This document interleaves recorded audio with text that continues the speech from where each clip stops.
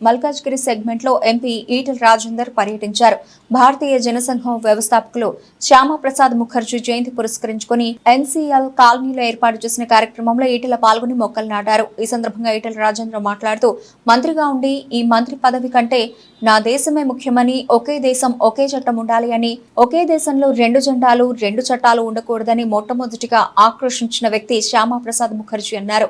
70 సంవత్సరాల భారతీయ ప్రజల అంతరంగాన్ని ఎవరూ పట్టించుకోలేదని, దానిని నెరవేర్చి జమ్మూ అండ్ కాశ్మీర్ భారతదేశంలో అంతర్భాగమే అని చెప్పడమే కాదు, చేసి చూపించిన ఘనత నరేంద్ర మోదీకి దక్కిందని వ్యాఖ్యానించారు. శ్యామప్రసాద్ ముఖర్జీ గొప్ప తత్వవేత్త, విద్యావేత్త. వారు ఉపాధ్యాయ కలిసి జనసంఘ్ ఏర్పాటు చేసి భారతీయులందరినీ ఏకీకరణ చేయడంలో కీలక పాత్ర పోషించిన మహోన్నత వ్యక్తి అని కొనియాడారు.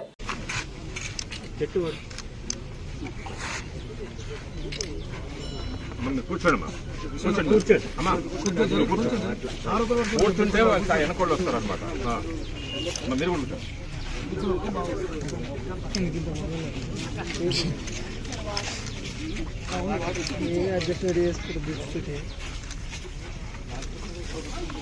కాదు